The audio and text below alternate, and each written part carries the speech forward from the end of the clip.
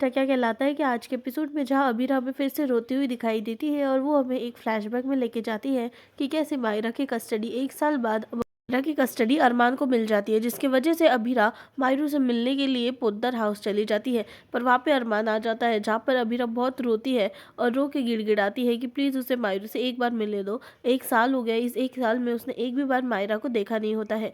जहाँ अरमान कहता है कि नहीं, मैं तुम्हें बिल्कुल भी मिलने नहीं दे सकता, इसीलिए मैंने कोर्ट के स्टे ऑर्डर्स भी ला लिए हैं। जहाँ पे अभीरा उसके पैर पड़ती है, उससे कहती है कि मैं तुमसे भीख मांगती हूँ, प्लीज़ मुझे मायरू से मिलने दो। जहाँ अरमान कहता है कि भीख तो उसने दी जाती है जिन पे तरस आता है, मुझे तो तुम पर सिर्फ गुस्सा और एंगर ही आ रहा है और नफरत है तुमसे, बस और कुछ नहीं। जहाँ वो जल्दी से उसे उठाकर ये सब बातें कहकर कहता है कि मैंने ऑर्डर्स ला लिए हैं कोर्ट से कि तुम मुझसे कभी भी मिल नहीं पाओगी, इसी वजह से मैंने वो कोर्ट के ऑर्डर्स लाए थे। अबीरा कहती है कि मुझे पता है कि हम दोनों के रास्ते अलग हो चुके हैं, पर प्लीज़ मेरी बेटी से मुझे अलग मत करो। जहाँ पर अरमान कहते हैं कि कौन सी बेटी की तुम बात कर रही हो? वो बेटी की जब वो तुम्हारे लिए रो रही थी, तुम्हारे लिए पुकार लगा रही थी तुम्हें, तो तब तो तुम नहीं आई। तुमने तो किसी और बच्चे को चुन लिया था जब तुम्हें मायरू को चुनना चाहिए था। तब कहाँ गई थी तुम्हारी ये ममता? उसने साफ कहा है कि उसे तुमसे मिलने में कोई दिलचस्पी नहीं है, इसलिए तुम यहाँ से चले जाओ। यहाँ पे हम नहीं रोक रहे तुम्हें। मायरू खुद तुमसे मिलना नहीं चाहती है। जो प्यार हम दोनों के बीच में था ना, वही अब नफरत में बदल चुका है, सिर्फ और सिर्फ तुम्हारे वजह से, क्योंकि तुमने मायरू का ख्याल ढंग से नहीं रखा। उस टाइम जब उसे बचाना चाहिए था, उस वक्त तुमने नहीं बचाया। जहाँ पर अबीरा कहती है कि ऐसा मत करो, मैं भी देखती हूँ कि कौन मुझे रोकने के लिए बोलता है। मैं अपने बच्चे से मिले बिना तो यहाँ से जाने नहीं वाली हूँ। जहाँ अरमान कहता है कि तुम्हें जाना ही पड़ेगा, क्योंकि वो तुमसे मिलना नहीं चाहती है। अगर तुमने और उसे ट्रॉमा दिया तो शायद वो बचपन का ट्रॉमा उससे आगे चल के सदमे में बदल जाए। जहाँ पर अबीरा भीख मांगती है कि प्लीज़ मुझे बस एक बार उससे मिल लेने दो, उसके बाद मैं यहाँ से चली जाऊंगी। जहाँ अरमान चिल्लाते हुए कहते हैं कि तुम्हें समझ नहीं आ रहा है मैंने एक बार क्या कहा, कि मायरू को तुमसे मिलने में बिल्कुल भी कोई दिलचस्पी नहीं है। तुम्हें एक बात समझ नहीं आती और मैंने ऑर्डर भी ला लिए हैं। कोर्ट के ऑर्डर से तुम हमेशा के लिए मायरू से दूर रहोगी, ये बात भूलना मत। मायरू का खुद का फैसला है कि वो तुमसे मिलना नहीं चाहती। आज भी घर में अगर कोई नाम लेता है तो वह गुस्से से दूसरे रूम में चली जाती है, उसे तुम्हारा नाम भी सुनना नहीं पसंद। जहाँ पर अभी आप बहुत ज़्यादा चिल्लाते हुए कहती है कि कौन सा स्टे ऑर्डर, बाहर में क्या ऐसा स्टे ऑर्डर, मैं भी देखती हूँ कि एक कागज़ का टुकड़ा कैसे मुझे मेरी बेटी से अलग करता है। जहाँ पर वो घर के अंदर जाने वाली होती है कि तभी वहाँ पे बीच में मायरू आ जाती है। मायरू अपनी माँ को देख के बहुत ज़्यादा इमोशनल हो जाती है। वहाँ पर अभी जल्दी से घुटनों के बल बैठकर कहती है कि बेटू, मैं जानती हूँ आप ये सब बिल्कुल भी नहीं चाहते ना, है ना, इसीलिए मेरे पास आ जाओ, देखो मम्मा आपसे मिलने के लिए आई है। जहाँ पर मायरू जो है, हमें ऐसा लगता है कि मायरू जो है अपनी माँ से मिल लेगी, पर मायरू जैसे ही अपना कदम आगे बढ़ाती है, वो अबीरा की सारी आशाएं जो है वो तोड़ देती है, क्योंकि वो कदम पीछे ले लेती है और वहाँ से बिना कुछ कहे ही भाग जाती है, ये बोलकर कि मुझे इनसे नहीं मिलना। अब ऐसा करके वो वहाँ से भाग तो जाती है, जहाँ पर अबीरा और अरमान भी उसके पीछे भागते हैं कि आखिर वो घर से बाहर भाग कर रही है। जहाँ पर मायरू इतने कम उम्र में भी ऐसे स्टंट पुल अप करती है जो एक छोटा बच्चा जो है वो कर नहीं पाता। जहाँ पर जल्दी से वो रोड की तरफ सीधे भाग रही होती है, जहाँ पे अबीरा उसके पीछे और अरमान भी उसके पीछे होते हैं। वहीं से कार आ रही होती है कि तभी जल्दी से अरमान वक्त रहते साथ ही मायरू को वहां से रोड से बाहर कर लेता है, जिसकी वजह से उसकी जान जो है वो बच जाती है। जहाँ पर ये सब होने के बाद मायरा के पास जाने की अबीरा फिर से कोशिश करती है कि बेटू इधर आ जाओ, पर जो अरमान है वो कहता है कि नहीं, तुम्हारे वजह से, तुम्हारी शक्ल देखा इसलिए उसे इतना बड़ा सदमा लग गया कि वो घर छोड़कर भाग गई। और आज भी अगर उसका एक्सीडेंट हो जाता तो उसकी जिम्मेदारी सिर्फ और सिर्फ तुम्हारी थी, क्योंकि तुम्हें देखकर वो घर से भागी थी। अभी भी तुम्हें समझ नहीं आ रहा है कि वो तुमसे मिलना नहीं चाहती, वो तुमसे कोई रिश्ता रखना नहीं चाहती। देखो उसकी शक्ल को एक बार, वो एक बार भी खुश नहीं है तुम्हारे आने से। इसलिए मैं कह रहा हूँ कि अगर तुम सच्ची में मायरू की ज़िंदगी संवारना चाहती हो और उससे प्यार करती हो ना, तो यहाँ से चले जाओ, हमारी ज़िंदगी से हमेशा के लिए चले जाओ। वो यही मायरू भी चाहती है। जहाँ पर वो नील डाउन करके कहती है कि मायरू बेटू, आप तो ऐसा कुछ नहीं चाहते ना, आप तो मम्मा को चाहते हो, एक बार गले लग जाओ। पर वहाँ पे मायरू जो है वो कुछ नहीं कहती और अबीरा की सारी इच्छाएं जो है वो टूट जाती है। मायरू जो है वो अरमान को कहती है कि प्लीज़ मुझे यहाँ पर नहीं रहना, मुझे यहाँ से लेके जाओ, मुझे इनकी शक्ल बिल्कुल भी नहीं देखना।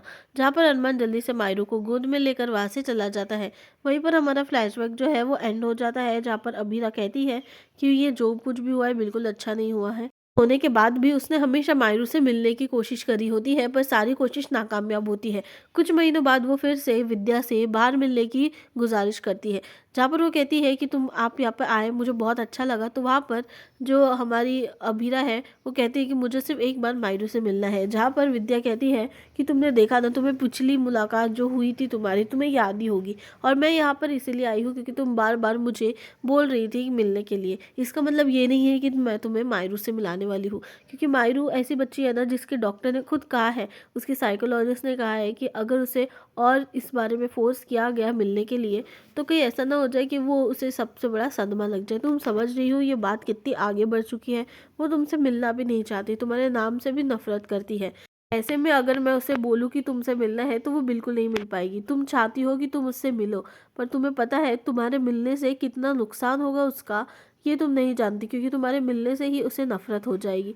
इसलिए मैं कह रही हूँ कि अगर तुम मायरू से सही में प्यार करती हो तो चली जाओ ज़िंदगी से, हम लोगों की ज़िंदगी से चले जाओ। और तुम मायरू के लिए इतना नहीं कर सकती, माएँ तो अपने बच्चों के लिए जान दे सकती है, तुम तो इतनी सी कुर्बानी ही मांग रही हूँ। तुमसे बस ये कह रही हूँ कि तुम्हें बस मायरू के बिना जीना है। वहाँ पर फ्लैशबैक एंड हो जाता है, और फ्लैशबैक एंड होने के बाद हमारी अबीरा कहती है कि नहीं बस, मैं और नहीं रहूँगी। इन सब ने मुझे मायरू से अलग किया है, मैं एक एक करके उनसे बदला लूँगी, एक एक करके मेरे आंसुओं का सारा बदला लूँगी, क्योंकि ये उन्होंने गलत किया था। उनको ऐसा लगता है कि वो मुझे उससे दूर कर देंगे तो सब ठीक हो जाएगा, बिल्कुल नहीं। मैं उन लोगों को छोड़ूंगी नहीं, इन लोगों को एक एक करके ऐसा पछताऊंगी कि ये लोग कभी भी ज़िंदगी में भूल नहीं पाएंगे। अभी तो फ़िलहाल शांत हूँ, जैसे ही वक्त आएगा, वक्त आते साथ ही सब पता चल जाएगा। अब हमारी मायरा जो है वो हॉस्टल के लिए कर रही होती है कि तभी उसे याद आता है कि इनरवेयर तो उसने पैक ही नहीं किया, पर उसके पास है भी नहीं, उसे खरीदना पड़ेगा। पर आखिर इनरवेयर खरीदना पड़ेगा तो वो किसके साथ जाएगी? उसी वक्त उसके पापा आ जाते हैं। अरमान कहता है कि क्या खरीदना है तुम्हें मार्केट से, मुझे बताओ, मैं तुम्हारी मदद करूँगा। जहाँ पे अब आयरू कहती है कि स्नैक्स, मुझे ना बहुत सारे स्नैक्स चाहिए। जहाँ पे अरमान कहता है कि ठीक है, तेरी पूरी एक बैग ना हम स्नैक्स से भर देंगे, और उसके बाद हम जो है ना आइसक्रीम खाने भी जाएंगे। जहाँ पर मायरू कहती है कि इतने सारे आप क्या पूरे हॉस्टल को खिलाने वाले हो? जहाँ पर आइसक्रीम की बात आते साथ ही मायरा कहती है कि हाँ, हम ना पूरे परिवार के साथ आइसक्रीम खाएंगे। जहाँ पे अरमान कहता है कि क्या कि तुम्हें परिवार के साथ आइसक्रीम खाना है? जहाँ पे मायरू कहती है कि हाँ, कितना मज़ा आएगा ना, आइसक्रीम टाइम हो जाएगा। जहाँ अरमान कहता है कि ठीक है, और वो वहाँ से जाने वाला रहता है कि तभी उसके पास इनर वेयर जो है वो होते हैं और पैड्स होते हैं, जिसके बाद वो जल्दी से उसे ना मायरू को पता चले उसके सूटकेस में डाल देता है, ये कहकर कि बेटा मुझे पता है इस उम्र में तुम्हें तुम्हारी माँ की ज़रूरत होती है, पर कोई नहीं, मैं हर एक काम कर लूँगा जो तुम्हारी माँ करेगी। जहाँ पर दूसरी तरफ मुक्ति के साथ भी कुछ ऐसा ही होता है। मुक्ति भी हॉस्टल के लिए तैयार हो रही होती है कि तभी अबीरा बीच में आकर कहती है कि तुम भूल गई, मैंने तुम्हें कहा था ना हमें मार्केट जाना है, बिग गर्ल थिंग्स वाला लेना है, ऐसा कैसे भूल सकती हो तुम? जहाँ पे मुक्ति कहती है कि आप ये टॉपिक थोड़ा स्किप नहीं कर सकते, मतलब मुझे पता है कि वो लेना है, पर मैं मेरे फ्रेंड्स के साथ जाके ले लूँगी। जहाँ पर अबीरा कहती है कि नहीं बेटा, ये एक माँ का फ़र्ज़ होता है कि वो अपने बच्चे को ये सब बारे में सिखाए, और ये जो अडल्टहुड में अभी तुम जा रही हो ना, ये बुरी बात नहीं है, ये अच्छी बात है, और जिस बारे में हम बात करने से भी इनकार कर रहे हैं, ये बात को तो और हाईलाइट करना चाहिए। जब ये मुक्ति कहती है कि नहीं, मेरे फ्रेंड्स जाएंगे ना तो मैं उनके साथ ले लूँगी, आपको मार्केट चल के ये सब खरीदने की ज़रूरत नहीं है। जहाँ पे अबीरा कहती है कि मार्केट जाके ही ये सब चीज़ें सबसे पहली बार खरीदी जाती हैं, क्योंकि वहाँ पर ही अच्छे से पता चलता है कि क्या हमारे इसमें है और क्या नहीं।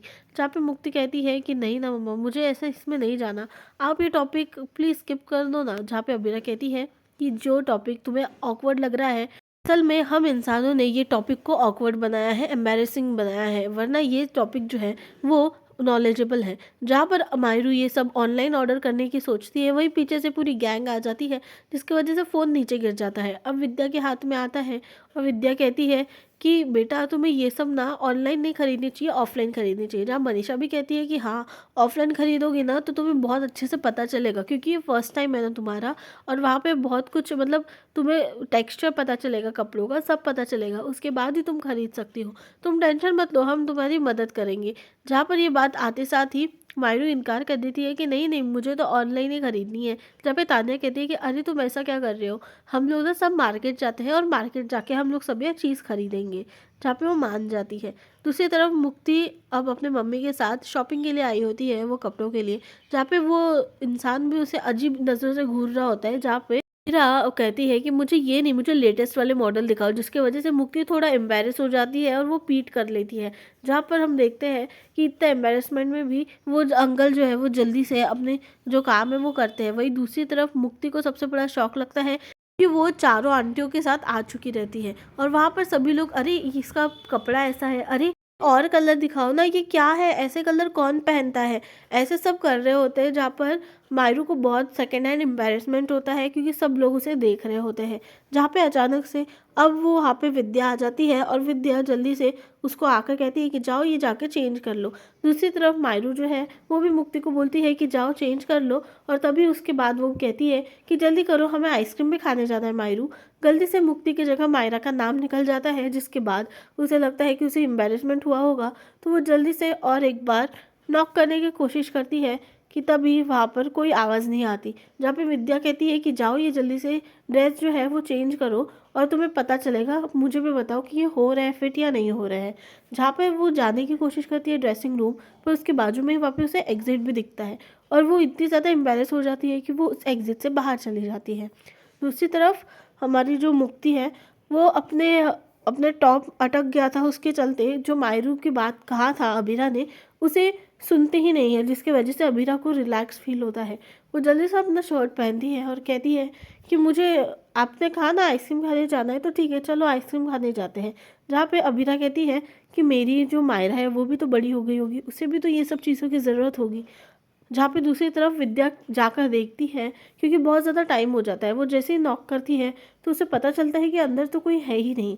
जहाँ पे चारों ही लेडीज़ पैनिक हो जाती है कि आखिर मायरू गई तो गई कहाँ, और सब जगह उसे ढूंढने लग जाती है। जहाँ पर एक भी जगह पे उसे नहीं मिलती और बाद में ही इतना ज़्यादा आवाज़ हो जाता है क्योंकि मायरू को ढूंढने के लिए ये सभी लोग एक दूसरे से पूछ रहे होते हैं कि मायरू कहाँ गई, क्या आपने देखा, पर किसी ने भी उसे देखा नहीं होता है।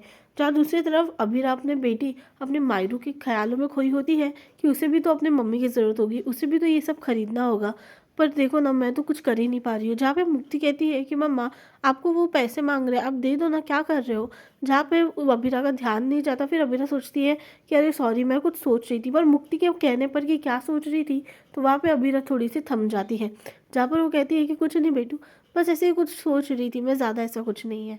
जहाँ पर जल्दी से वो लोग पार्सल लेते हैं कि तभी पुतले के पीछे हमें मायरू नज़र आती है। वक्त रहते उस शॉप से निकल जाती है और जैसे ही वो दूसरे इधर पहुंचती है वैसे ही उसे बहुत एम्बैरेसिंग लगता है और वो रोने लग जाती है। जहाँ पर अब मुक्ति कहती है कि थैंक यू मम्मा मुझे कंफर्टेबल फील कराने के लिए, क्योंकि मैं तो भूल ही गई थी कि मैं यहाँ पे आना भी नहीं चाहती थी। सही में माँ का होना बहुत अच्छा होता है, आप ना सबसे बेस्ट मम्मी हो। जहाँ पर ये सब बातें जो है ना वो हमारी जो मायरू रहती है वो भी सुन लेती है और उसे भी याद आती है उसकी मम्मा की। वो बोलती है कि मम्मा आखिर आप मेरे साथ अब क्यों नहीं हो, आपको मेरे साथ होना चाहिए था। जहाँ पर वो फूट फूट के रो रही होती है, वहीं पर अभीरा का ध्यान अभी भी अपनी बेटी मायरू के ख्यालों में होता है। वो सोचती है कि ये सब के लिए आखिर उसके कौन मदद कर रहा होगा, उसे भी तो किसी की मदद चाहिए होगी। जहाँ पे मुक्ति कहती है कि अरे मम्मा चलो ना, आपको आइसक्रीम नहीं खानी है, हम वरना आइसक्रीम पार्टी में लेट हो जाएंगे। जहाँ पर अभीरा कहती है कि हाँ बिच्चू। जहाँ पर मायरू अपना रो रही होती है, अगर उसने थोड़ी सी नज़र घुमाई होती तो उसे पता चलता कि वहाँ पर अबीरा भी उसके साथ ही है, पर उसने नज़र नहीं घुमाई, जिसकी वजह से दोनों एक दूसरे से मिल ही नहीं पाई। अब प्रोमो में हम देखते हैं कि फाइनली कल सब खुलासा हो जाएगा।